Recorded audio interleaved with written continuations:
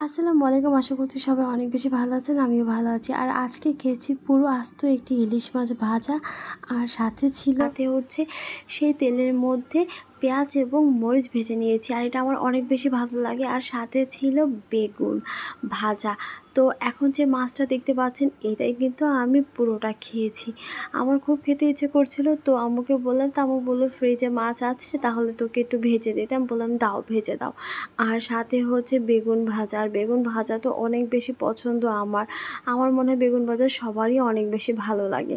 গরম ভাত সাথে হচ্ছে গরম গরম ইলিশ মাছ ভাজা আর বেগুন ভাজা। যাই হোক, চলেন এখন হচ্ছে আমরা মাছটা ভেজে নিই। তো এর জন্য মাছটা কেটে নিয়েছি, এবং মাছটা হচ্ছে মাঝখান দিয়ে আমরা ছুরি দিয়ে কেটে নিয়েছি, যেন মশলাটা মাছের মধ্যে ঢুকতে পারে।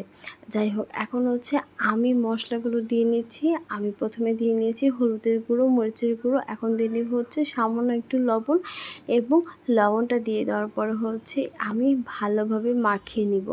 আর এটাকে অবশ্যই ভালোভাবে মাখাতে হবে। ভালোভাবে যদি আমরা না মাখাই, তাহলে হচ্ছে মাছের মধ্যে আমাদের মশলাগুলো ঢুকবে না। তো দেখতেই পাচ্ছেন যে আমি ভালো মতো মাখিয়ে নিয়েছি, একদম পুরোটার মধ্যে ভরে ভরে মশলা দিয়ে নিয়েছি।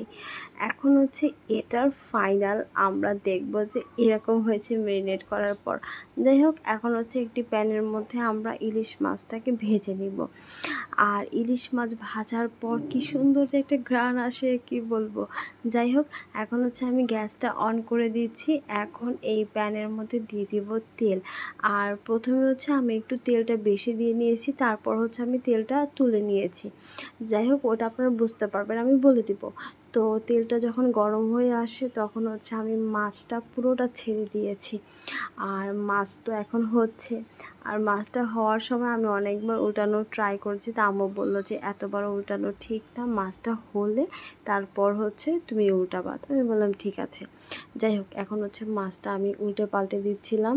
দেখতে পাচ্ছেন না, এটা কিন্তু সম্পূর্ণ আমিই করেছি, আম্মু বলে দিয়েছে, তারপর আমি করেছি। যাই হোক, এখন হচ্ছে আমি একটু তেল মাছের উপর দিয়ে ছিটিয়ে দিচ্ছিলাম। আর এখনই আপনারা দেখতে পারবেন যে তেলগুলো কম হয়ে যাবে, মানে আমি তেলগুলো তুলে নিয়েছি। এখন যতটুকু তেল আছে, এই তেলের মধ্যে হচ্ছে আমি ভেজে নেব পেঁয়াজ এবং কাঁচামরিচ। আর ভাই, এই তেলের মধ্যে পেঁয়াজ আর কাঁচামরিচ ভাজাটা এত বেশি মজা লাগে, আমি জানি না কার কেমন লাগে, বাট আমার তো অনেক বেশি ভালো লাগে। এখন হচ্ছে আমি উপর দিয়ে দিয়ে নিয়েছি হলুদের গুঁড়ো আর সামান্য একটু লবণ। আর এখন ভালোভাবে ভেজে নেব। আর এই ভাজা পেঁয়াজ আর মরিচটা এত বেশি ভালো লাগে, সাথে যদি এটার তেল থাকে তাহলে তো কোনো কথাই নেই। তো এখন হচ্ছে আমি প্লেটের মধ্যে সার্ভ করে নিয়েছি, দেখতেই পাচ্ছেন। ভাই, কি যে সুন্দর ঘ্রাণ আসছিল, আমার তো এখন আবার খেতে ইচ্ছে করছে। যাই হোক, আমাকে বলবো যে আবার আমাকে এরকমভাবে ভেজে দেওয়ার জন্য। এখন হচ্ছে আপনারা এটার ফাইনাল লুক দেখতে পাচ্ছেন। আর এখন চলে যাব আমরা বেগুন ভাজতে। তো প্রথমে যে বেগুনটা দেখিয়েছিলাম, ওইটা ভালোভাবে ধুয়ে সেটাকে কেটে নিয়েছি। আমি যতটুকু খাবো অতটুকু করে নিয়েছি। আমি কিন্তু 3টা খাইনি, আমি 2টা খেয়েছি। আরও পিস করা ছিল, বাট ওগুলো পরে ভাজবে। এখন আমার জন্য আর আমার ছোটো বোনের জন্য ভাজা হচ্ছিল। যাই হোক, এখন হচ্ছে এটার মধ্যেও আমি মশলাপাতি সব দিয়ে নিচ্ছি। একটু হলুদের গুঁড়ো দেওয়ার কথা ছিল, বাট আমি হচ্ছে ভুলে এটার মধ্যে মরিচের গুঁড়ো দিয়ে দিয়েছি। যাই হোক, ব্যাপার না, আমি তো খাবো।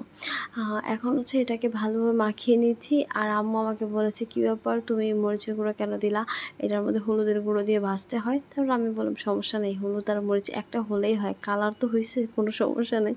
যাই হোক, এখন হচ্ছে আমি এটাকে হচ্ছে ভেজে নিব। তো ভাজার জন্য আমরা সেম প্যানের মধ্যেই হচ্ছে আমরা একটু তেল দিয়ে নিব। তো তেলটা হচ্ছে সামান্য দিলেই হবে, কারণ ফ্রাই প্যানের মধ্যে অতটা তেলের প্রয়োজন পড়ে না, আর আমি তেলটা একটু কমই খাই। যাই হোক, এখন তেলটা একটু গরম হয়ে যাওয়ার পর আমরা দিয়ে দিব এক এক করে আমাদের বেগুনগুলো। যাই হোক, এখন বেগুনগুলো দিয়ে দেওয়ার পর কিছুক্ষণ ওয়েট করব। আর আমি অফ ক্যামেরায় যা করছিলাম, বারবার উল্টানোর ট্রাই করছিলাম, বাট আম্মু বলছিল যে এত উল্টাতে হবে না, কিছুক্ষণ পর হয়ে যাবে, তখন উল্টাবা।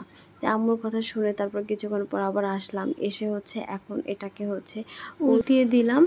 আর দেখতে পারবেন যে এখন হচ্ছে আমাদের বেগুন একদম রেডি হয়ে গিয়েছে। জাস্ট এখন প্লেটের মধ্যে সার্ভ করব। আর বেগুন ভাজা আমার বরাবরই অনেক বেশি পছন্দ। আমি বেগুন ভাজা শুধু ভাত দিয়ে খাই না, আমি বেগুন ভাজা হচ্ছে ভাত দিয়ে খাই, গরম গরম রুটি দিয়ে খাই। জানি না, শুনতে অদ্ভুত লাগতে পারে। যাই হোক, আমার ভিডিওটি যদি ভালো লেগে থাকে তাহলে অবশ্যই লাইক, কমেন্ট এবং শেয়ার করে পাশে থাকবেন। সবাই ভালো থাকবেন, সুস্থ থাকবেন। আল্লাহ হাফিজ, টাটা।